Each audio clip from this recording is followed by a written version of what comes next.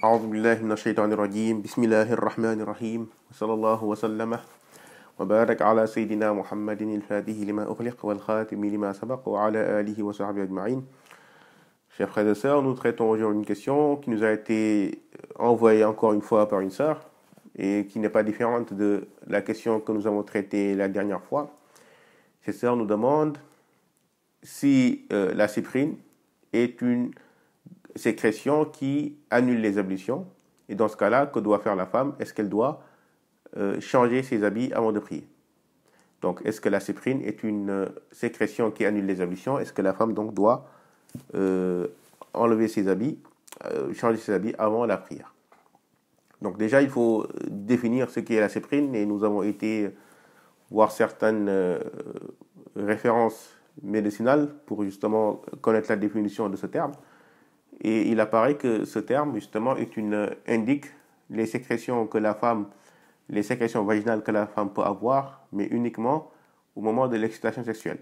Au moment donc de l'excitation sexuelle, avant donc un rapport sexuel. C'est-à-dire que ce sont des sécrétions qui sont provoquées donc par des glandes qui se trouvent dans le vagin et qui servent justement à lubrifier le vagin avant le rapport sexuel. Et donc la femme peut ressentir ces sécrétions, ce liquide, quand elle est face, si vous voulez, à des caresses ou des préliminaires sexuels.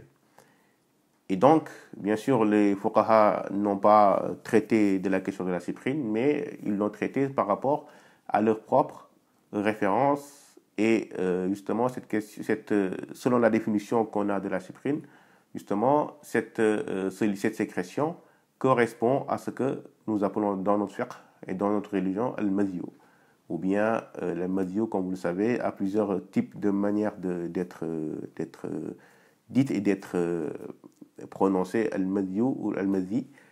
Donc certaines régions le prononceront madhiyu, d'autres le prononceront madhiyu par exemple. Quoi qu'il en soit, le madhiyu justement est défini par nos fuqaha comme étant le liquide qui est sécrété par l'homme et par la femme au moment de la petite excitation. Donc au moment de la petite excitation qui fait suite aux préliminaires ou à des pensées sexuelles. Donc c'est comme cela plutôt que nos fuqaha ont défini al-madhiyu, qui est sécrété aussi bien par l'homme que par la femme.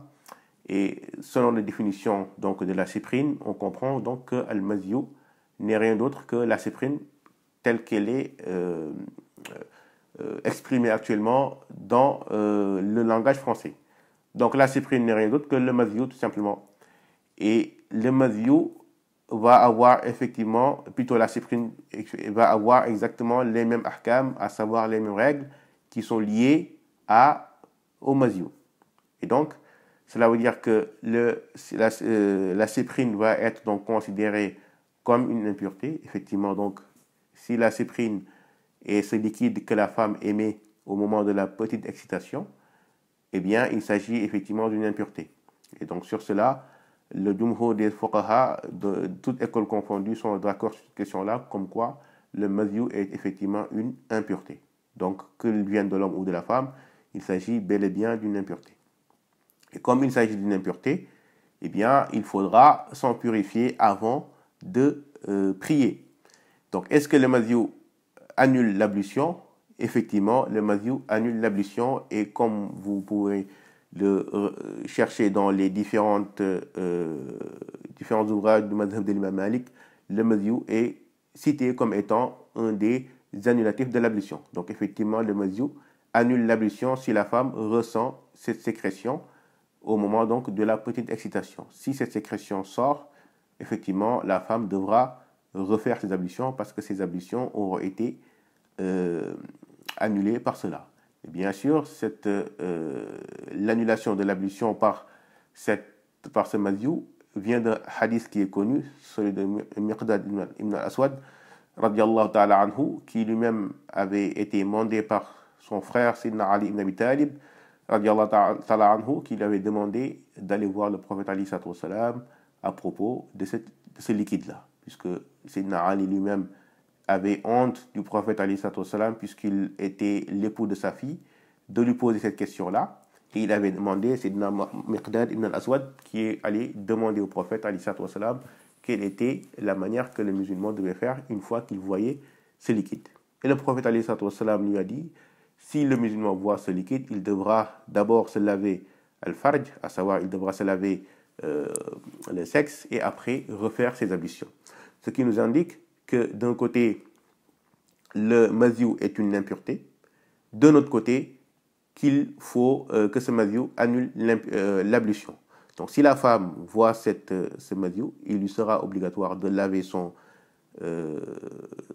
sexe, c'est-à-dire que le fait de laver son sexe est une adoration en elle-même. Il est obligatoire tout le temps de laver le sexe, et pour l'homme, il sera obligatoire de laver le sexe en entier. Donc le sexe en entier, non pas seulement le